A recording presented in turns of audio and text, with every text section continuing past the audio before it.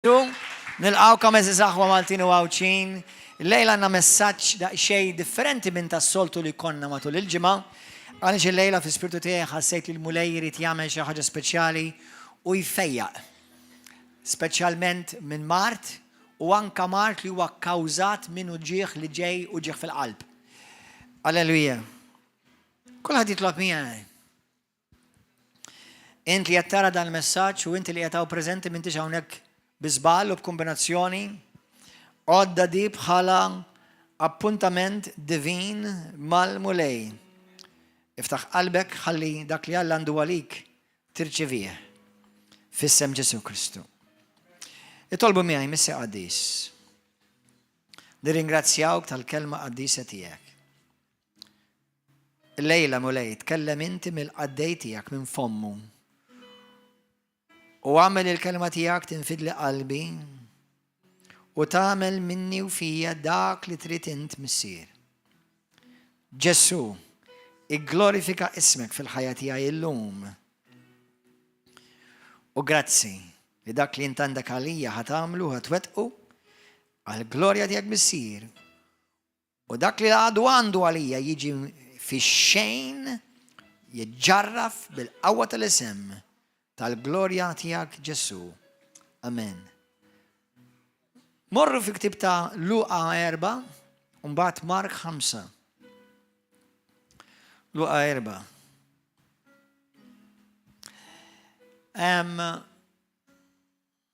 Mhux l-ewwel darba li ngħaddu minn żmien diffiċli fil-ħajja tagħna, speċjalment sakemm għadek fuq f'dan il-ġisem, it-tentazzjonijiet li ix-xitan iġiblek, il-battalji li għandu għal-demonju kontra tiegħek huma reali aħwa, mhix ċajta. Naf li hawn min jaħseb li huma ċajta li huma xi ħaġa f'moħħok. Li d-demonju jilab ma' moħħok dik ukoll reali.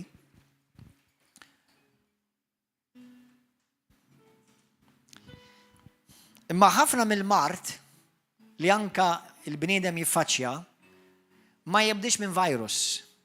Jibda jew minn stress, jew minn xi accident, jew minn xi ansjetà, jew minn xi trauma. Ħafna mill-mart hekk jibda. Ovvjament hemm mart ieħor li jibda minn virus. U mbagħad hemm mart ieħor li jibda minn demonju, letteralment. Jiġifieri hemm mart fl-Iskrittura titkellem fuq mart li jiġi minn spiritu ta' infermità. Okay? Għalhekk inti għalkemm waqt li aħna nirringrazzjaw il-Alla għall-mediċina u għax-xjenza, ix-xjenza qatt mu ħataralek l-ispirtu. Ix-xjenza biss ta' tiddilja mal-brimba. Tajjeb imma mhux biżżejjed. Meta inti għandek problemi f'ġismek jew f'ħajtek they recur, kif tgħidha? Jirrepetu ruħhom. Problemi kroniċi, chronic problems, chronic pains, chronic sicknesses. Many times they come from a root problem in your soul. Ħafna mid-drabi daw il-problemi jiġu minn problemi fl-eruq ta' ruħek. Ruħek hija parti is-suke, l-emozzjonijiet tiegħek, il-ħsibijiet tiegħek, is-subconscious tiegħek. Sewwa dawn huma parti minn ruħ tiegħek, aħna spiritu għandna ruħu ngħixu ġisem. Issa meta Ġesu jiddilja miegħek, meta Ġesu jiddilja mal-bniedem ma jiddiljax biss mal-ġisem. Infatti, ismgħu nisewwa. Ejn nagħmlu mod xi ħadd minnkom għandek problema fiżika. It-tabib ħajiddiljalek mal-problema fiżika jgħidlek tik mediċina jew jgħidlek għamel operazzjoni. Però Ġesu jiddilja ma' qalbek ukoll. Ġesu jiddilja ma' ruħek ukoll, jiġifieri ma' s-suke tiegħek, mhux ruħek jiġifieri dak li aħna naraw fil-film xi ruħ ittirek. Dik vera ruħ, jew spiritu actually. Imma insomma doesn't matter. Ġesu jiddilja mal-eruq tal-problemi tiegħek għax irid ifejqek u jagħmlek sħiħ. Hemm differenza bejn tkun healed bl-Ingliż u tkun made whole. Qed tifhem il-bniedem jiddilja mal-ġisem tiegħek il-qoxra. Alla jiddilja ma tlieta li jint. Ma tlieta li jint. Issa jekk meta jkun hemm problemi li huma reoccurring, anke mek hemm spiriti li jaksuk, jekk hemm demonji jiġu warajk, unut li ħand murat it-tabib u għand il-psikologu, b'kull rispett li anke marti li hija psikologa, għax il-psikologi jgħinuk ta' ġifieri u hemm xogħolhom fil-ħajja. Imma jekk ma jkollhomx il-Alla, mhux ħajiddiljaw mal-affarijiet spiritwali u l-problema ħad kompli żejra. Rikorrenti. Amen? Grazzi għad-dizzjonarju bil-Malti. Thank you, Jesus. Amen, aħwa. U nemmen il-lejla ilu jpoġġili f'qalbi xi jumejn tlieta l-mulej li ħanejt xi ħaġa ovvja. Imma bdejt inħoss il-mulej jrid imiss il-qlub minħabba li l-mulej mhux biss ma' waħda minn raġunijiet għaliex Alla jħobbok. Ġesu jħobbok. As simple as that. As simple, imma it's not that simple. It's very simple, but jekk taqbada hija revoluzzjonarja. Għax dak li Ġesu jagħmel miegħek u jagħmel għalik għax iħobbok. U tħalli l-ħadd iwaqfek minn dak li Ġesu jrid jagħmel miegħek. Anke jekk jitqu bik tagħtix każ. Anke jekk jiżżufjettaw bik tagħtix każ. Meta int għandek nies jiżżufjettaw bik u jippruvaw weġġawk u jinsulentawk, 100% li ħanejdlek, 100% huma nies bl-Ingliż iddur aħjar, they are broken people. 100%. Kull min li għajjarni fuq Facebook, jekk tara l-ħajja tagħhom, they are messed up. Dak mhux biex najjarhom, għax hekk hu. They're broken. They're broken. Tara l-ħajja tagħhom. They're broken. Allura inti mbagħad tiġi kompassjoni għalihom għax daw qed jaġixxu mill-weġġat tagħhom. Għalhekk xi ġimgħa ilu kien hemm xi ħadd li teġkem għalali fuq il-Facebook u ma ħaġ attra għalija, bis-sirt ma ħaġ għalija. Għaliex bdejt ngħid ja ħasra dar-raġel. Ara x'għamel b'ġismu kif bidlu ta' taħt fuq. Żgur huwa jidher sabiħ forsi għad-dinja minn barra, imma minn ġewwa he stinks. Allura inti tħossok kompassjoni għalih. Il-lejla ħanaraw storja li ħafna minnkom tafuha li qed tiddeskrivi mara imma qed tiddeskrivi lilek. Qed tiddeskrivi lili. Inti tara bniedem iweġġa u jekk ma jkollokx l-Ispirtu tal-Alla fik u ma tkunx matur, tiddilja miegħu at face value kif jgħidu bl-Ingliż. Imma jekk l-Ispirtu tal-Alla jaħkmek, inti tara l-qalb, tara the brokenness, tara that there is a child on the inside. Hemm tifel minn ġewwa, anke jekk li b'suħta tifla. Hemm tifla ġewwa, anke jekk tidher buċċ. She's crying out for love, for compassion. Qed twerżaq għall-imħabba ta' Kristu. Id-dinja di ma tifhimiex, Jrid ikollok l-imħabba ta' Kristu f'qalbek biex tifhimha, U għalkemm l-imħabba tal-Alla ġiet imxerda u msawba f'qalbna permezz tal-Ispirtu Santu, mhux dejjem nimxu fiha. Mhux dejjem nimxu fiha. Il-mulej qed jallimni u għad baqali ħafna xitgħallem li meta xi ħadd jaġixxi b'ċertu mod, kif jikteb fuq Facebook, kif jitkellem fuq ċertu nies. You know what I'm seeing? I'm seeing a broken puppy crying out for healing, to be made whole. Et jgħajjat għal-fejqa. Issa d-dinja tgħid ara dax kiteb dal-balalu, dal-baħnana, u aqlalu d-damel, aqlalu l-ħażena, aqlalu minn kollox. U Ġesu. Mux il-ħażin, Ġesu mux ħaj ġustifika, right? Ġesu xorta ħajidlu ħażin. Imma Ġesu jara oltre. id-dnub Ġesu xorta d-dnub jgħidlu. Imma Ġesu jara oltre.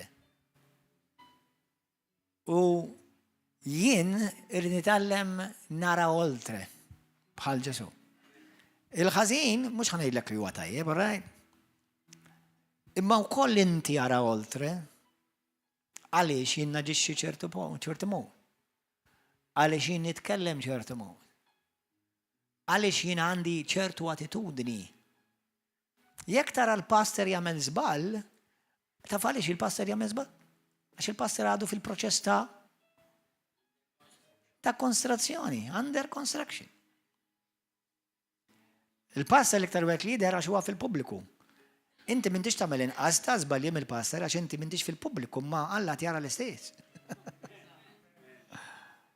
Aħna naraw leaders u jagħmlu imbarazz u jagħmlu ħażen u bħalissa tafu kemm għaddej ħażen ġo pajjiżna. Imma ħafna minnhom xi ġielhom jagħmlu dal-ħażen. Ma tafx li dak li tiżra taħsad. Ti taħseb li għax tagħmel ħażin illum għada it's business as usual. No, your life has just been altered forever. Għax dak li tiżra ħajkompli jiġri warajk tilo ta' sakemm inti tiddilja miegħu u tmur quddiem Ġesu u tħallih ifejjaqlek dak it-tifel żgħir ġo fik, dik it-tifla żgħira ġo fik. Luqa 4.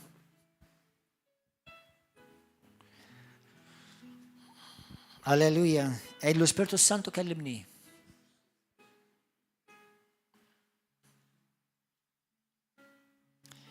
Ġesu wara li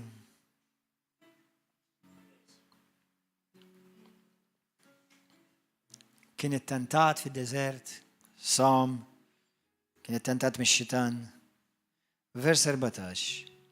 Ġesu bil-qawwa tal-Ispirtu reġġa' mar il-Galilea u l-fama tiegħu xterdet ma' dawk l-inħawi kollha. Għax hu kien jgħallem fis-sinagogi tagħhom fost it-tifħir ta' kulħadd. U ġie Nażaret fejn kien trabba.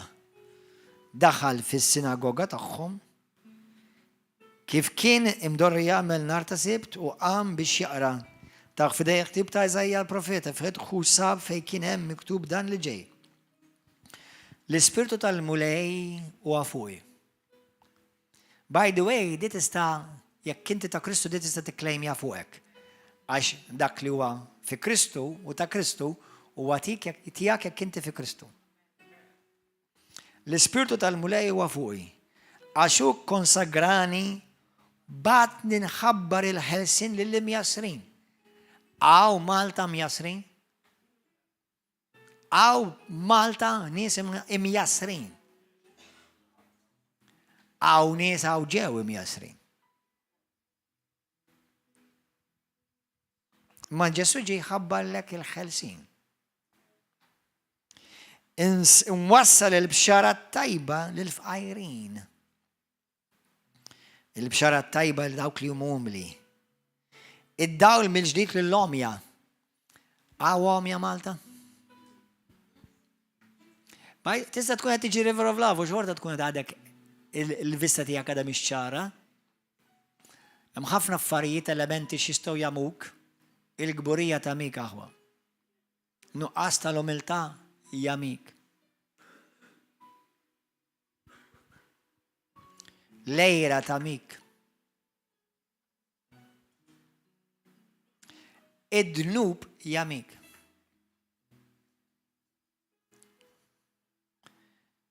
Id-dawl mill-ġdid l-omja. U anka l-omja fil-verament, fil-veru sens tal-kelma. Hawnhekk aħna ġieli rajna nies omja jew ma kellhomx vista tajba u jibdew jaraw tajjeb. Irott il-ħelsin lil-maħqurin. ħelsin lil-maħqurin. Forsi mara li hija msawta, maħqura. Forsi t-tifel li huwa abbużat ġo daru jibża jitkellem.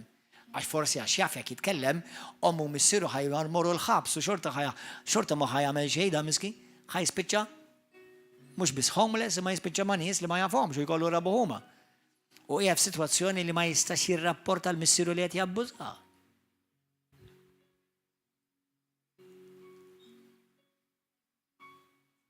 Forsi mhux missier, forsi ħuħ, jew ktijjuħ, jew il-boyfriend tal-mami. Daw stejjer li jeżistu, naħu. U ma jistax jirrapportu, jew nkella jekk jgħid xi ħaġa l-mami tieħ xi waħda ġoħalu. Taf kemm hawn nies, kif kemm stajt smejjer, stejjer, smaj.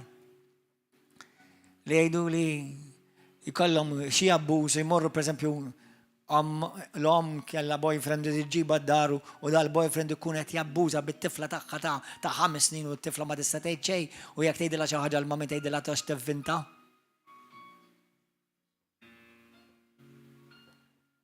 Dik maħqu, dak it-tifel, dak it-tifla maħqura. Min ħajjejnek? Il-partit mhux ħajjejnek taf dik. Il-gvern mhux ħajjejnek b'dik. U t-tabib lanas. Ma Ġesu jista' jgħinek. Ġesta jista' joħorġok. Jista' jilsej. U ġib biex inxandar sena tal-grazzja tal-mulej. Samorru Mark 5. Lejla ħanejdilkom messaġġ faċli, sempliċi, però jista' jbidillek ħajtek. Kemm hawn minnkom għandkom bżonn miraklu f'ħajtek kolli dej. Fejqan, ħelsien. Għandek bżonn breakthrough. Finanzjarju, fiżiku, mentali, emozjonali.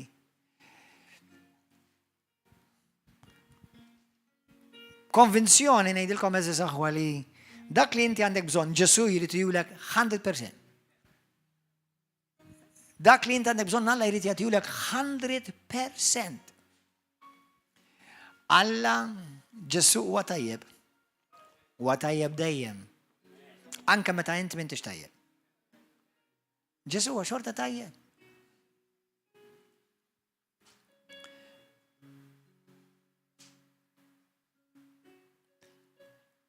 ċertu nies, mhux ħadd ngħid għal kulħadd, imma pereżempju xi wħud li jgħidu għaliex għadni ma fiqx, għaliex għadni ma rajtx il-miraklu tiegħi, għaliex għadni ma nħlistx.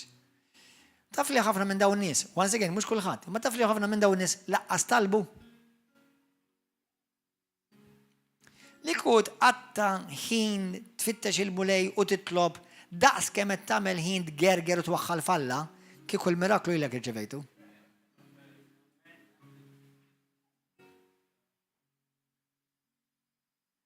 Aħna ċertu affarijiet jien għadni qed nikber għadni qed nifhem, imma ħafna minn nies ma jifhmuhomx li aħna hemm ħafna barriers madwarna ħawa ta' fil-ħajja, tafu li hemm ħafna barriers. Tafu li hemm ħafna barriers spiritwali bejn fid-dinja. Kan ngħidilkom barrier li kulħadd għandu. Barrier ta' koncept. Kif tgħidha bil-Malti? Kunċett. Xi tfisser? Kif tara l-affarijiet. Perspettiva. Taf li dik hija barrier? Taf ħafna Maltin u għawċin qed ngħid għax dal-messaġġ bil-Malti. Taf li ħafna Maltin u għawċin għandhom dak il-barrier ta' perspettiva. Allura jaraw il-Alla bil-perspettiva tagħhom. Taf li huwa dak barrier biex inti tirċivi l-baraklu tiegħek. Ġilent għajtu ma' xi ħadd li jintom kelkom perspettiva tiegħu jew tagħha mod u kif tintaqgħu miegħu jew magħha dik il-perspettiva totalment tinbidel holiday. Sakemm kollek dik il-perspettiva inti ma stax tesperjenza ħil dak il-persuna. Ħafna nies ma jistax jesperjenzaw il-Ġesu f'Malta għax għandhom perspettiva ħażina, perspettiva reliġjuża ta' Ruma, xuħajt oħrajn perspettiva reliġjuża ta' Raħal. Oħrajn perspettiva reliġjuża tan-nanna. Perspettivi. Oħrajn iffurmaw perspettiva ta' Ġesu bażat fuq dak li qatt ma raw. Oħrajn għandhom teoloġija tal-Hollywood, tal-films. Ġesu huwa reali aħwa. Ġesu huwa ħaj. U tista' tesperjenzah, mhux ġas biex temmen fih, tista' tesperjenzah. Ġesu jridek tesperjenzah. U jkollok esperjenza reali u ħajja miegħu. Imma jista' jkun ħajkollok bżonn biddel il-perspettiva.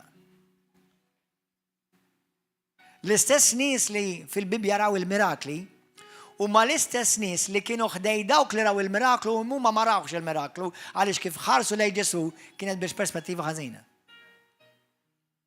Reliġjuża, ludija, taħt il-liġi, legalistika. Meta dan Ġesu ġie għal kulħadd. L-ewwel Bibja tgħidlek ġie għal poplu ta' Iżrael u l-biċċa kbira minnhom immissjaw dak kollu li kellu għalihom. Wow! Mela jiġi għalik u inti għax il-perspettiva tiegħek hija ħażina timmissja dak li għandu għalik. Ħanikom xi ħaġa ħwa plisi tal-modi. Alla moħħkom hawn ħalli ma tifhmunix ħażin. Ġesu ma ħajamel xejn għalik. Ġesu jagħmel kollox miegħek. Not for you, but with you. Understand that? You see, one perspective already killed, shot, dead. Għax qatt ma għamel xejn il-mulej għalija u laqas ħajamel.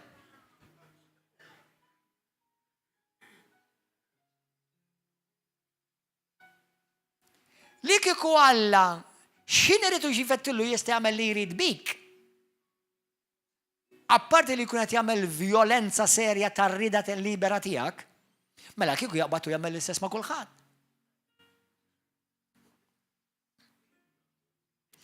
Ara meta inti mbagħad tibda tistiednu, tixxenna għalih u tissir tafu, mbagħad inti tagħtih il-permess legali biex jibda jaħdem miegħek.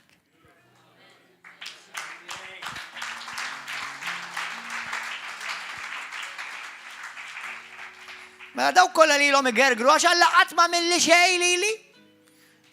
Li kieku għamillek mingħajr ma tlabtu u mingħajr ma saqsejtu, mela kieku inġust. Għax kiser il-libertà tal-għażla tiegħek. U kieku jrid jagħmel ma' kulħadd hekk, u jekk jagħmel ma' kulħadd hekk kieku xi dan jista' jakkużah li qed jaqbeż il-limiti. Ara jekk tistiednu. Ara, u kif tistiednu? Ħanaraw kif tistiednu fil-Bibja issa.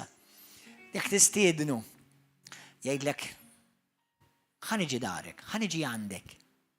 Ma tiftaħlu darek. Inti taħseb li Alla li jagħmel ma' Ġwanni, ma' Pawlu l-Apostlu, ma' l-Apostli, ma' nistalla, dak li jagħmel miegħi, dak li jagħmel ma' xut minnkom, taħseb li magħna biss iridu jagħmlu dalla.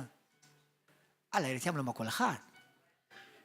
Imma waħda mill-affarijiet li jien għamilt hija li qedlu irrid. I want.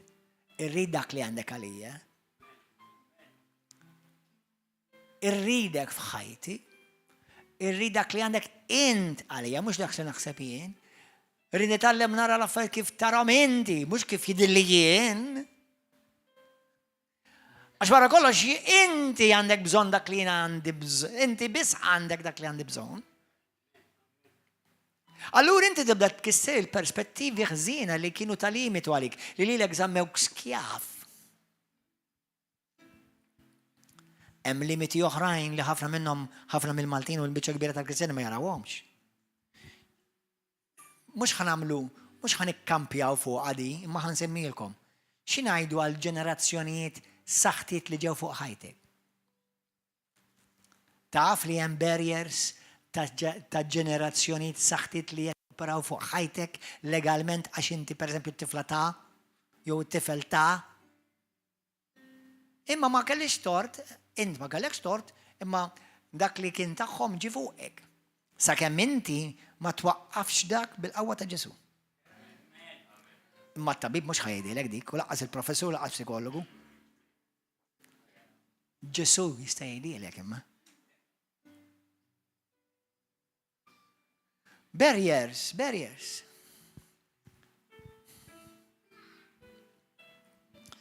Mela, Mark 5.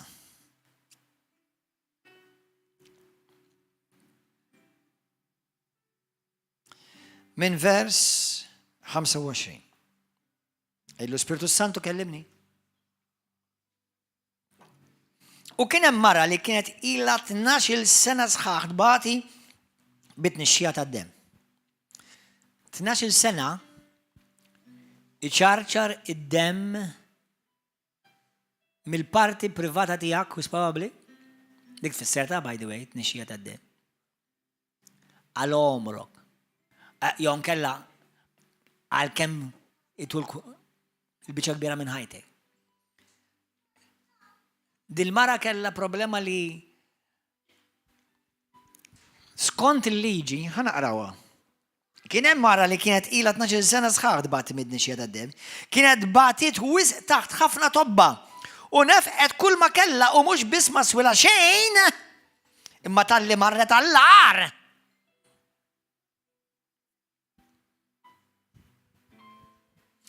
Ħanidkom ħaġa. Di tiddeskrivi lilkom, lili, speċjalment qabel ma ntqajt ma' Ġesu. Ħafna Maltin u għawċinu d-dinja kollha.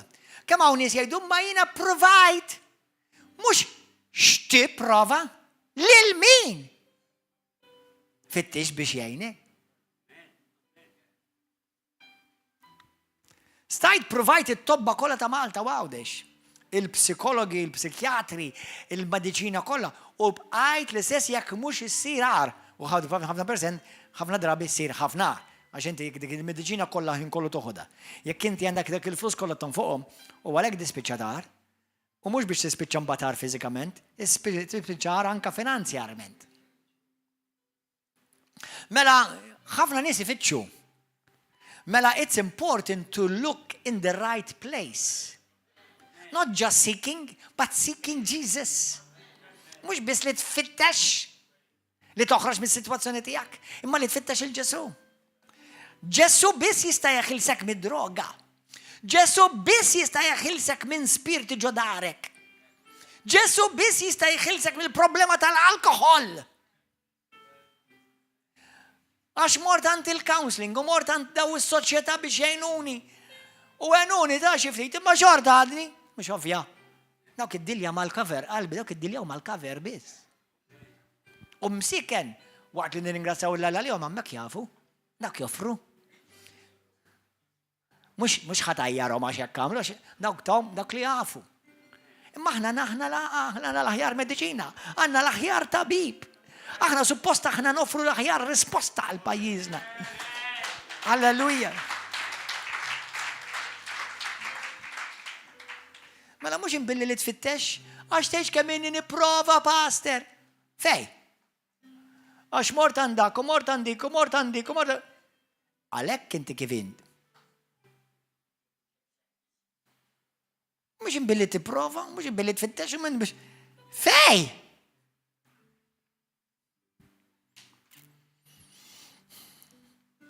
By the way, dil-mara, għal dawk li ma kontux tafu, kienet kludija. M'għandniex indikazzjonijiet li ma kienx tħobb il-Alla, u probabbli kienet tħobb il-Alla. U probabbli kienet tipprova tobdil il-Alla. Għaliex di fitxet li tfiq għax fil-kultura tagħha ludija taħt il-liġi li inti jkollok nixxija tad-dem kontinwu ta' miegħek ta'. Inti ma tistax tersaq lej folla ta' nies. Ma tistax tersaq lej raġel jew mara. Erħilu, insieħ is-sess, x'sess. La fi żwieġ u laqqas barra minn żwieġ xejn. Mara ħin kollu tagħmel id-dem.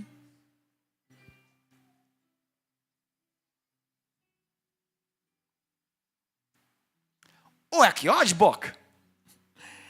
Fil-liġi tagħha ta' Mosè li kienu jimxu magħha, jekk kienu jaqbduk timxi bost in-nisa fost in-nies u għandek id-dem nieġel minn kienu mhux jgħidulek ejja nitolbu għalik taħalli jmulej fejqek. Kienu jagħmluk hawnhekk ħanagħmlu hekk funeral issa għax ħanħaġruk.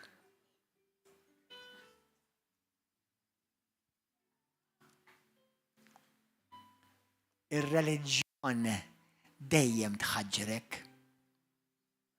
Ir-reliġjon dejjem iġġielek tħossok m'intix tajjeb biżżejjed biex tersaq lejn Alla. M'intix nadif biżżejjed, għadek ma provajġ biżżejjed. Għadek ma tlabx biżżejjed, għadek ma għamilx sacrifiċi biżżejjed, għadek ma xelx biżżejjed xemat u għamilx biżżejjed wedit.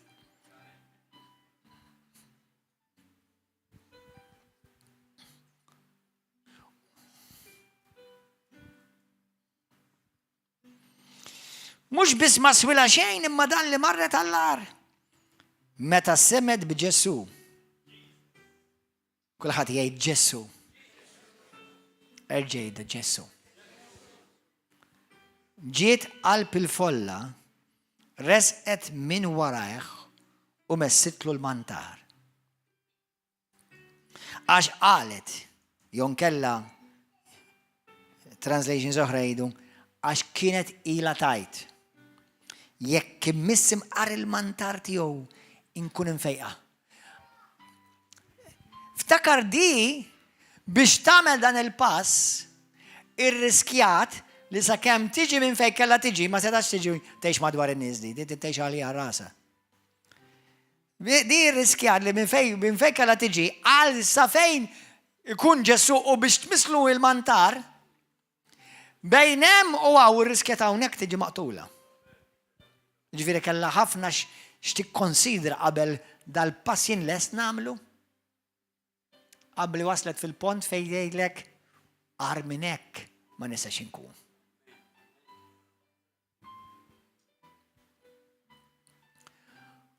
U marret biex libsu l-libsa, issa ħanilkom xi ħaġa ħwa. Di fiha sinifikat sew simboliku u anka profetiku. Biex tmiss il-libsa ta' Ġesu, xi ħaġa interessanti di.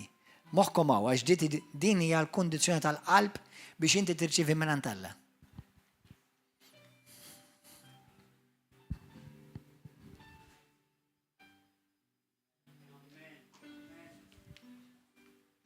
ħanedikom xi wħud kif imorru għand Alla. Isma' x'in arfajt il-vara int. Mhux ċajta ta' dik, naf li ma tanġaw ħafna jiftaħru fiha, anzi, il-ġimgħa l-oħra rajna min jgħidlek, anzi ħallast 400 euro wara 4,000 biex narfak. Ara żgur tiegħu li dar miraklu ta'. 15,000? Salit il-ħajja 15,000. Qed tifhmu? Forsi mhux bil-fara jiġi xi ħadd jiġi għaxina tajjeb. Għaxina tgħix kemm jiena raġel tajjeb. Għejdli minnu tajjeb qudiem Alla. Għax anke meta l-Ġesu qalulu mallem tajjeb, ma qalhomx minix tajjeb. Moħħkom hemm. Luqa 5. Allhom għaliex qed tgħidu tajjeb? Ma tafx li Alla bissu tajjeb? Mela tajjeb u Alla bissu tajjeb. U dak kien ludi u kien jaf li Alla bissu tajjeb. Mela xraf Ġesu? Li huwa Alla. Imma anka meta ġi għand Ġesu xi ħadd. Għaliex rajtkom dik il-pożizzjoni. Għax inti jekk tintaqa' ma' persuna, ejja law brother and twin. Biex immaġina anke kif inhu libes hekk, imma mill-mod libes il-bis ludi, di marret tmisslu it-tarf tal-libsa tiegħu sewwa. Inti l-ebda bniedem ma tmur tilqa' miegħu, għajdajlu bro, hey, nice to meet you. Jgħidlek dak xi balalu. Tifhem? Jiġifieri messitlu t-tarf tal-libsa għax tbaxxiet.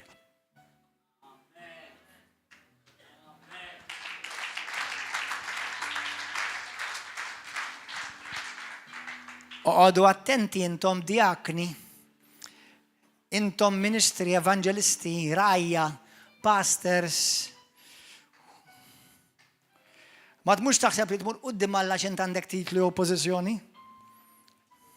Oqgħodu attenti.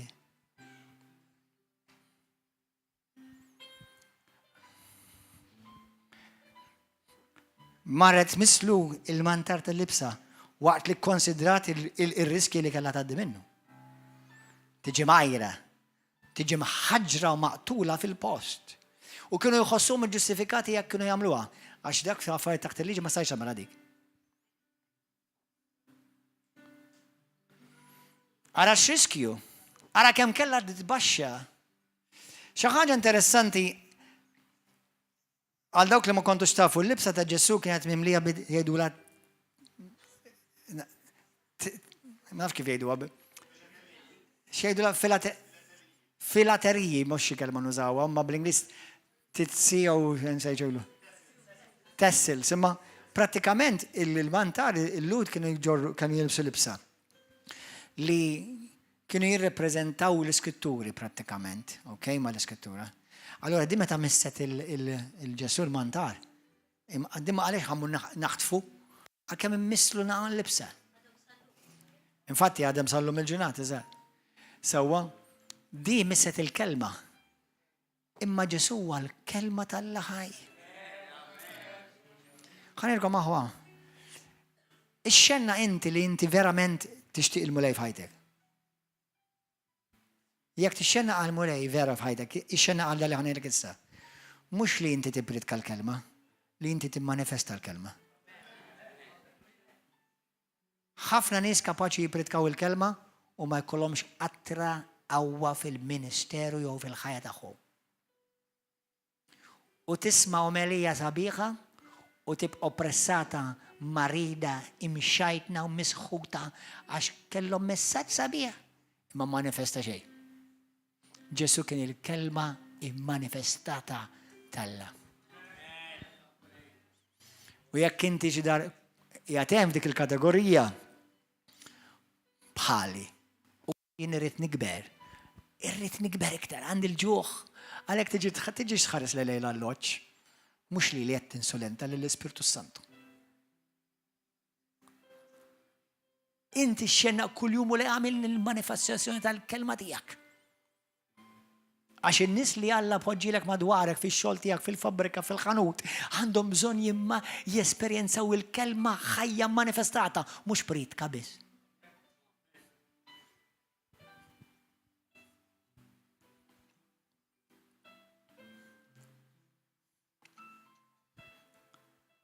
Thank you, Jesus. 28 għaxi qalet jekk immissim qar il-mantar tiegħu nkun infejqa. F'daqqa waħda ara kemm kienet ilha tbati, ara kemm kienet ilha tistenna. X'ġaba il din il-mara. Nista' forsi jekk iridu narblu sew hemm bosta fatturi. Number 1, provat it-tobba kollha u ħadd ma fejjaqa. Il-mediċina kollha u saret għar. Id-desperazzjoni li tgħix u tfieq. Imma x'ġaba semat b'Ġesu. Għalikom Martin u Għawċin. River of Love u għal-poplu ta' Ġesu, mux għal-Pastor Gordon John Manxe.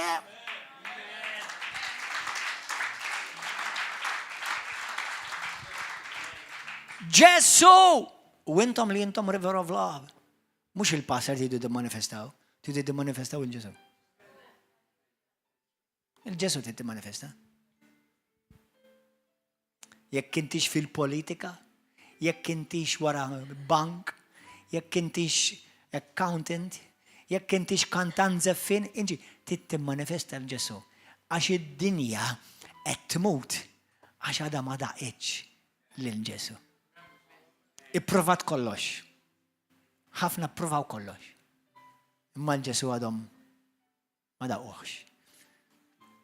Xi ħadd darba qalli għaliex ġejt Malta inti mhux kulħadd sema b'Ġesu. Il-problema jadi mhux li tisma' b'Ġesu, li tesperjenza lil Ġesu.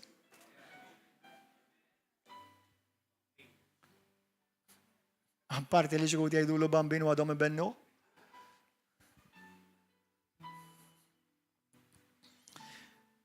Intom li intom qalbkom vera l-mulej, let this be your burden to manifest him everywhere you go. If you miss it, rise up again. F'daqqa waħda tnixxija tad-dew waqfidilha u ġewwa fiha ħasset li kienet fieqet mill-marda tagħha. Ġesu minnu fih intabaħ bil-qawwa li ħarġet minnu. U dan lejn il-kotra u staqsa.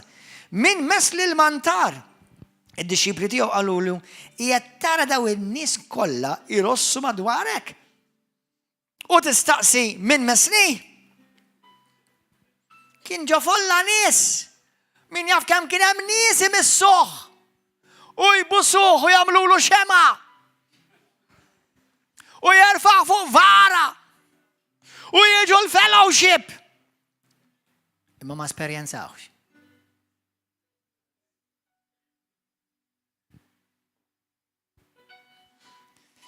ħanilkom anke intom meta tiġu għaw, ta' meta tiġu għaw, ismawni. Naf li kollha ħatgħidu l-risposta ġusta. Aħna ma niġux għalik ta' pastor, aħna niġu għal Ġesu. Jekk tiġi vera għal Ġesu, ħanibda ngħidilkom tarmu l-alloġġ. Tarmi l-pożizzjoni tiegħek. Tarmi t-titlu tiegħek. Jekk vera tiġi għal Ġesu.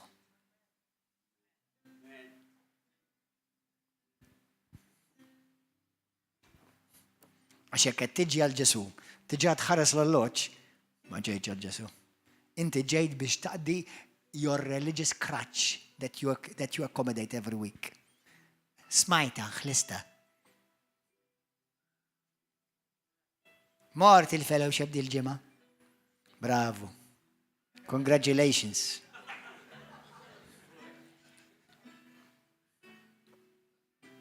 Is that the Christianity you want? Dak il-Kristjanizmu li triden. Dak il-Kristjanizmu li tixxenna għalih. Għadek għal-bdejt, għadek laqas bdejt.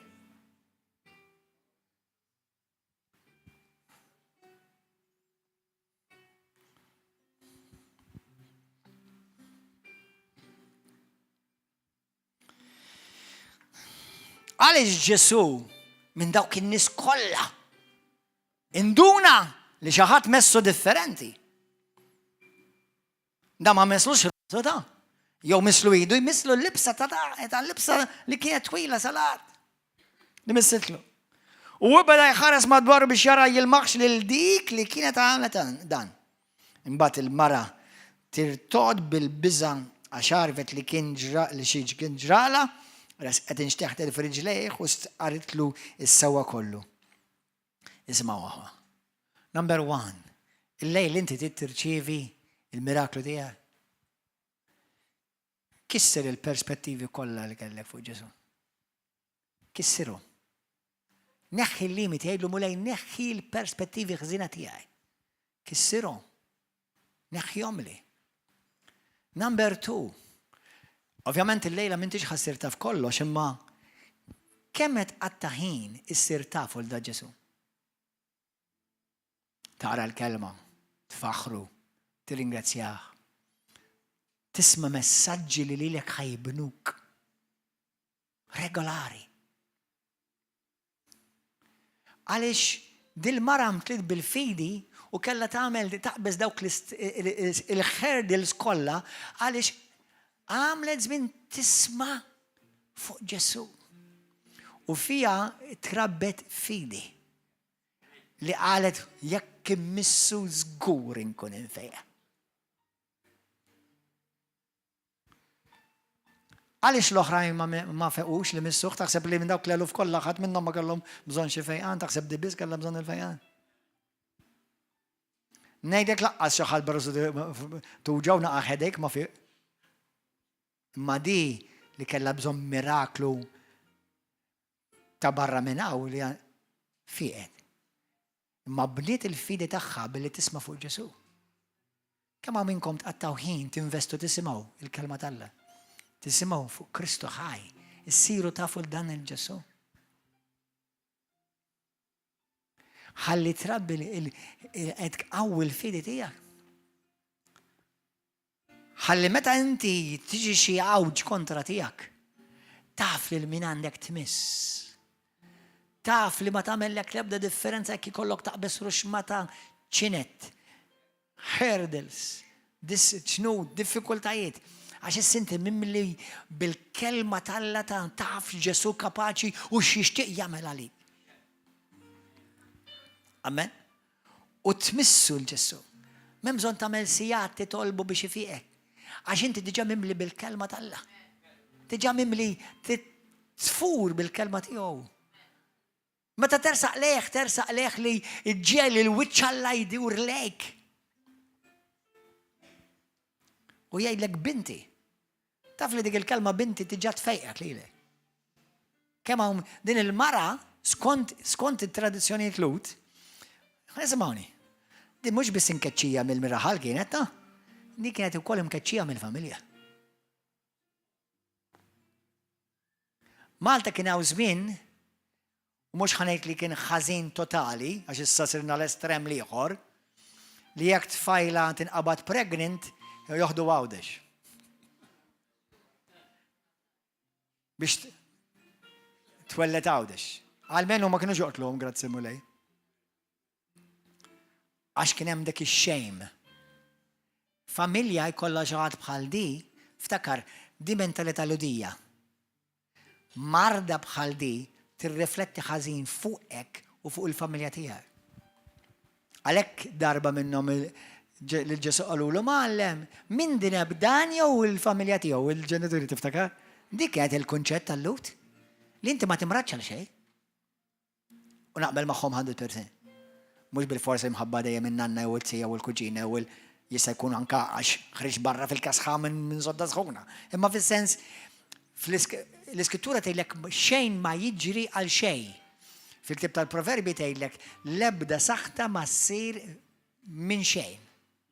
Martu huwa saħta ħwa. Issa, tħossokx ħażin tgħidli għax il-mara tal-lu jagħmel xi ħaġa ħażina.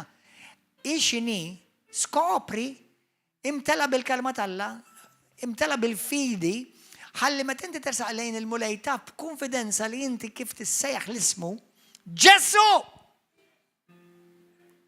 Tfiq. Ma ħafna jmorru għand Alla. Lill-Alla li ma jafuħx u apparti li m'għandhomx qattra fidi, diġà l-kunċett ta' minnu Alla u kif jopera Alla u kif jistendi dejh il-leminija tal-qawwa tiegħu bil-ħnina tiegħu u l-grazzja tiegħu ma jafux kif jopera Alla.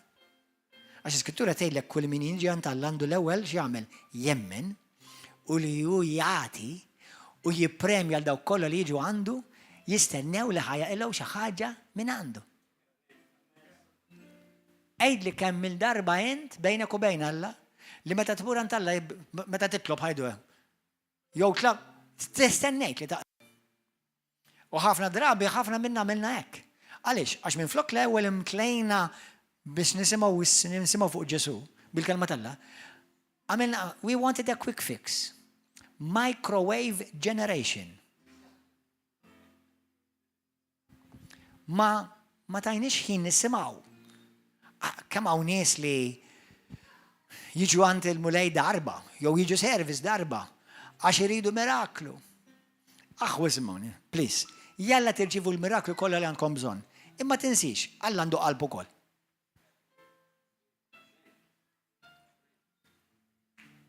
Il-mulej għandu qalb ukoll. U taf x'attiraħlek li inti samt dik il-folla. Ġejt tala bibek minn xejn ħadd ieħor. Id-diffikultajiet tiegħek kalibthom kollha u ra l-fidi tiegħek mhux bil-paroli biss. Iwa nemmen jiena nemmen. Ra l-fidi tiegħek kif inti rnexxilek teleb da kollu, sam da kollu u mort għandu jekk jien immissu ħanfiq. Mbagħad Ġesu jiċċassa minn misni. Ħarġet minni qawwa li żgur biss toħroġ it-tip ta' qawwa meta l-fidi hija preżenti topra. Smajtu għatejdi? Din it-tip ta' qawwa toħroġ minn ġofija meta mhux jiena nagħtielu inti tagħmel demand fuqha. X'inhi xi jikaqi? Yeah. Okay, hold on. Isma'wni aħwa. Meta inti tixel id-dlam, tixel fid-dlam, dak għax id-dawl ġie dak il-ħin? Jo għax inti id-dawl dejjem kien preżenti imintlu għamiltu aċċess biex id-dawl jgħaddi. Alla huwa dejjem preżenti lest biex ibira kifejja jeħles isalva. Ma once li inti tiftaħlu l-bib, dak li huwa dejjem lest li ittieħ aċċess biex taraħ jopera f'ħajtek.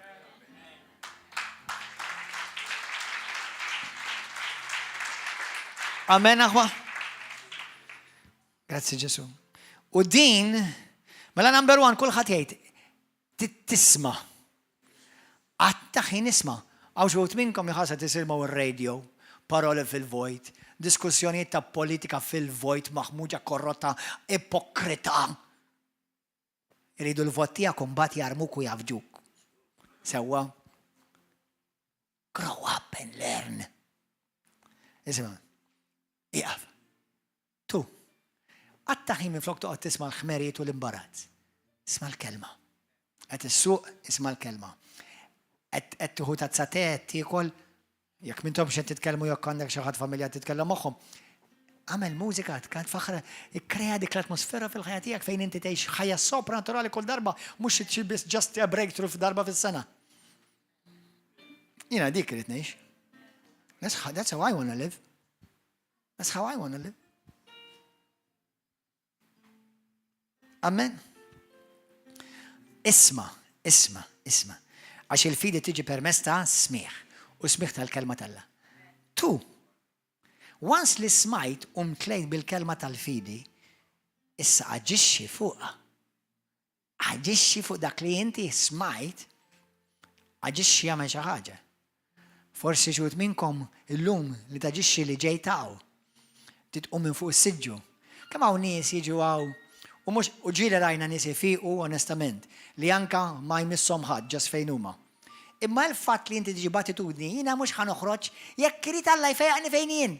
Dik it's a thinking attitude. Alla jista' jfejqek anke tkun fix-xawer rasek risfa saqek il fuq. Il-kussjoni mhux jekk jistax. Imma l-attitudni tiegħek mhix qed turi li inti tbaxxejt.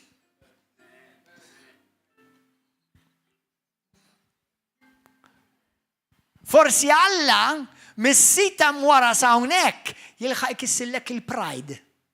Ħadd fiq kif tasalha. Mela ma niġix il-fellowship, jekk jitrid titlob għalija hawnhekk. Mela ma rejani xi ħadd, ma leqba bil-marda. M'intix induna li dawk l-affarijiet niktu l-Alla, m'intix induna li tfisser gburija. Gburija. Din il-mara ma għadix ta' titas min ħajaraw, min ħajdbija, min ħajirriskja jħaġġara. Ma tagħtix każ. Baxxit li l-nefisa. U rċivet il-miraklu ta' ħajjita.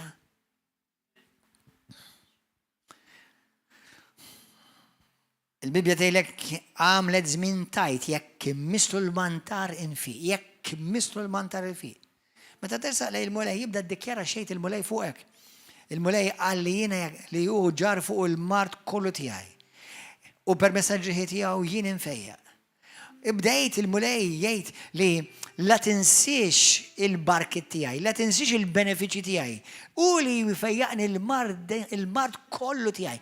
Dak inti tibda tirreħersjom fommok u f'qalbek.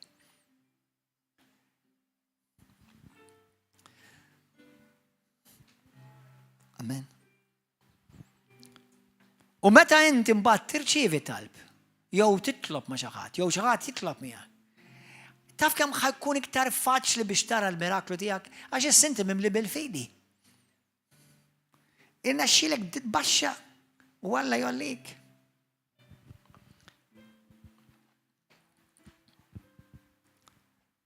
U l-mulej Alla di, ismawni oħa, ma nispiċċawni jekk nitolbu. Mulej Alla binti. Ħanejlkom aħwa, l-isbaħ ħaġa li tista' tisma' lil Alla jgħidlek huwa Aziz ibni.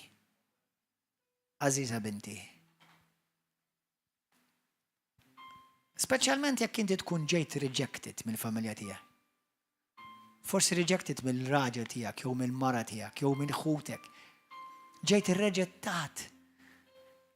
Timbrawk u inti tisma' lil Alla tal-univers dak il-missier glorjus Ġessu l-espressjoni tal-imħabba perfetta tal-Alla jgħidlek Aziza binti.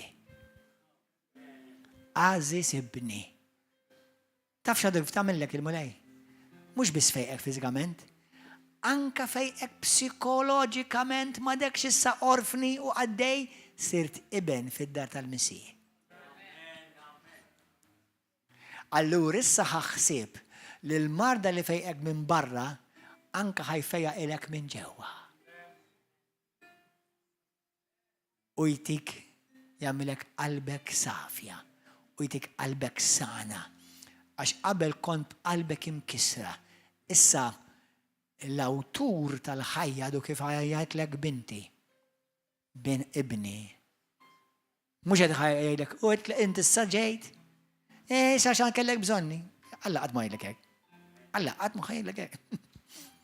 Il-mulej jgħidlek jien ma nwarrab lil ħadd lil kull min jien jiġi għandi. Amen. Thank you, Jesus. Lejla ħalli l-mulej jirrestawrak. Ifejja għalek ġismek il-mar tijak. Jaxilsek minn dak li għadu għaksek bieħ, oppressak bieħ. U ħalli janqek miegħek u jgħidlek binti. In-nies jajruk, irreġettawk, il-familja ċaħduk, imma l-mulej ma jiġħdek għal. U l-mulej jħadnek miegħu u jgħidlek għażiż tiegħi u għażiża tiegħi. Ejjem baxxu rasna. Thank you, Lord.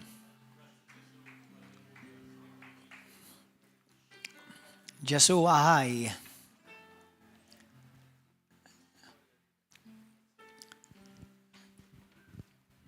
Ġesu jħobbok. ħafna iktar milli taħseb.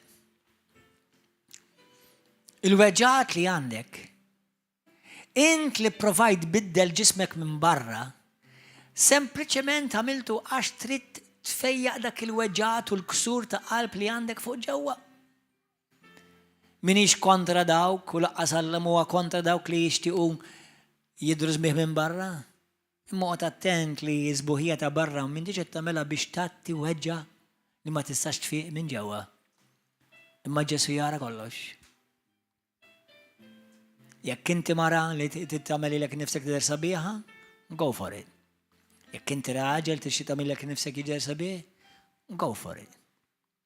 Imma qgħod attent li l-affarijiet ta' barra mhux qed jippruvaw jibbenefikaw jew jikkontribwixxu għal uġigħ li huwa fil-qalb. Għalhekk illejla ħalli l-mulej ersaq lej Ġesu. Iġri lej. Tinsix li għandek titbaxxa. U ma għet ngħidlek titbaxxa mhux bil-fors letteralment titkaxkar mal-art, imma li inti fl-attitudni tiegħek tkun umli. Tiġix bit-titlu u laqqas bl-offerti għara xamilt mulej mela jiena suppost ħaqni. Ħadd xej. Jekk aħna nieħdu li ħaqna, nkunu ħafna għar milli aħna. Tajba titaqbel di. Jekk aħna nieklu nieħdu li ħaqna, nkunu ħafna għar milli aħna. Proverbju Malti. Imma aħna ma nieħdux dak li ħaqna. Aħna nieħdu dak li ma ħaqniex. Il-grazzja tiegħu, il-ħnija tiegħu, l-maħabba tiegħu. Għalek tkellem mal-mulej. Min il-lejla jgħid li pastor dil-kelma kienet għalija. Olidej, grazzi Ġesu. Kienet għalija. Jekk ma kien, grazzi mulej li għalajt idejku. Imma inti li qed tara fuq YouTube, televizjoni, Facebook, din hija kelma għalik. U żgur li xi ħadd minnkom il-mulej tikellem. Għaliex naġixxi ċertu mod? Għaliex nitkellem ċertu mod? Għaliex l-attitudni tiegħi hija kif inhi? Għaliex hemm il-weġġat. Hemm il-weġġat. Imma l-mulej irid ifejjaqhomlok.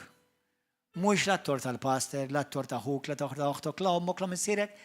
Iżmawni aħwa. Tipprovax il-ħadd iħolli huwa mkisser bħalek jekk mhux ħar minnek. Jgħin lilek. Don't expect others who are broken like you or worse fix you.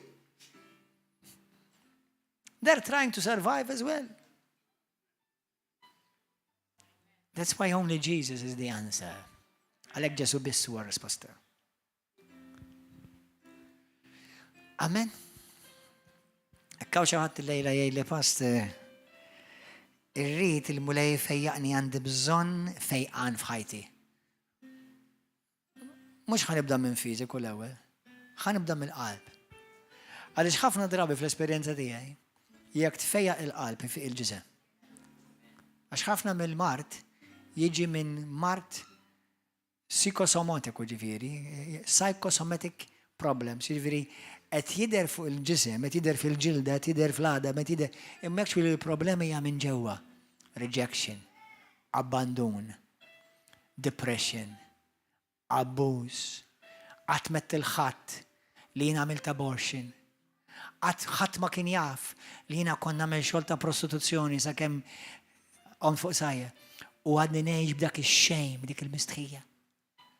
Ħadd ma jaf li jiena kont mara miż-żewġa naqliba lil żewġi. Ħadd ma kien jaf li jiena lil mara kont immur ila marux ma ta' nisa waqt li tmur ix-xogħol taħdem ners l-isptar pereżempju ma nafx qed nivvinta. U ħadd ma jaf, u mhux qed ngħidlek li xi ħadd għandu bżonn ikun jaf, imma Alla jaf. U Ġesu jrid ifeqlek qalbek. He wants to heal your heart.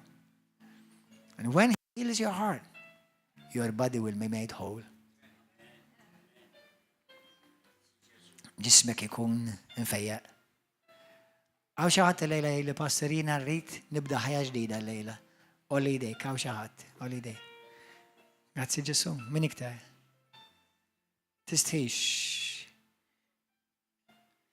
Minna minnkom il-lejla għandek bżon miraklu mill-mulej. Fejqan. Olli jdejk. ħani tolbu talba l-ewwel, ħani tolbu ma tan-nies tal-YouTube u tat-televiżjoni. Dak kollha li tara dal-messaġġ, dak il-messaġġ li ġej minn qalb ta' Ġesu. Mhux religion, mhux reliġjon. Xi dan indaqa' ma' nies fuq Facebook u niddelitjhom u forsi xi minnkom tafu intkom li jien jiena stess lilek stess iddelitjajtek. Għaliex m'intomx taqbduha ħin.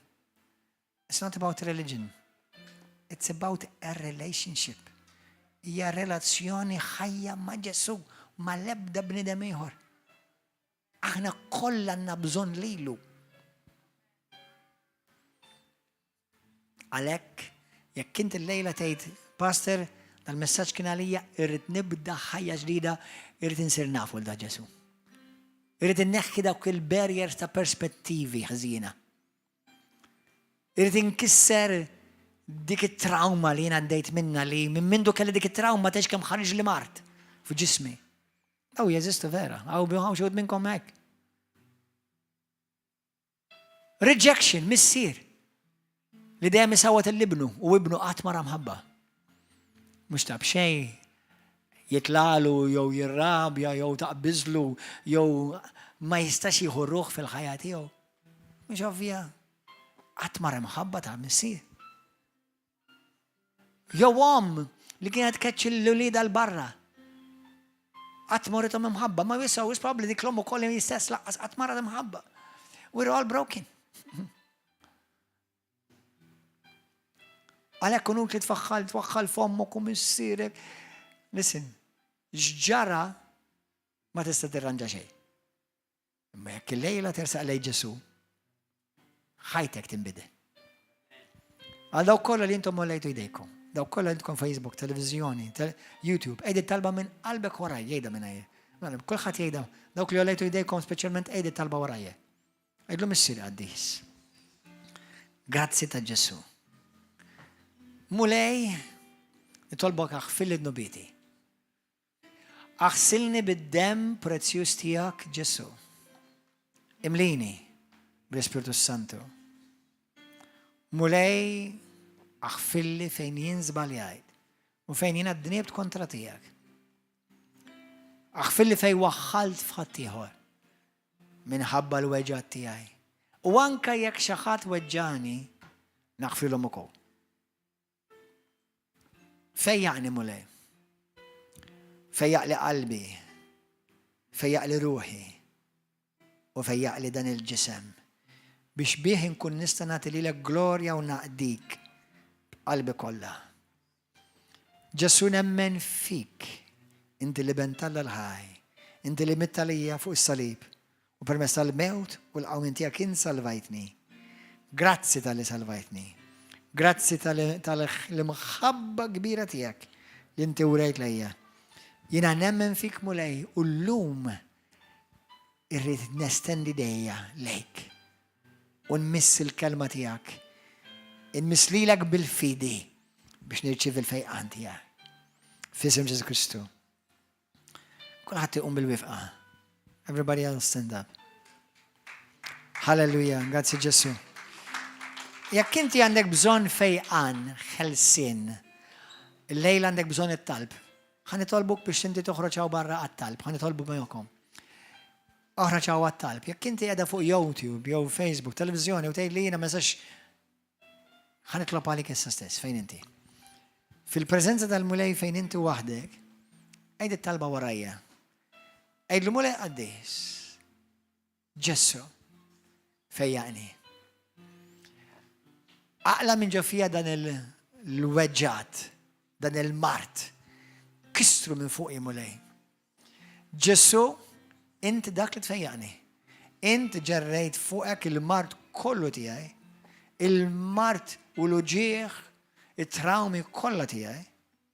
U permezz tal-ġrieħi tiegħek int tas-sew tajtni saħħa, saħħti f'ġismi u fejjatni. Nirċievi issa stess il-fejqan tiegħi. Il-minnek mulej u li l-ek nagħti glorja u tifħir. Kisser mulej kull skema tad-demonju mi fuq ħajti. Jiena ta' Ġesu. U millum il-qudiem irrid naqdi lilek u rrid insir nafek b'mod personali u intimu għal glorja tiegħek Abba Missir fis-sem Ġesu ta' Nażaret. Amen. Il-mulej fejqek. Kun infejja issa stess. Kun infejja. Kun infejqa issa stess. Irċiv il-fejqan. Il-mulej jgħid il-ġaħat minnkom dnubietek maħfura. Il-passat għadda. Il-mulej ħafillek dnubietek kollha. Irċiv il-maħfra, irċiv il-ħelsin, irċiv il-paċi tal-mulej. Fissem Ġesu Kristu. Dan il-weekend, ħajkonna weekend speċjali. Kellima differenti, Ruben u anka il-Matthew, ejja u irċivu. Ejja u du u taraw kemmu tajab il-mulej. Pija, ftakkar, kompli jisma l-kelma talla. Imtela bil-kelma talla, imtela bil-fidi. U ejja u irċivi. Għardak li għandu il-mulej għalik. Narawkom il-programmi mis, God bless you. Ciao, ciao.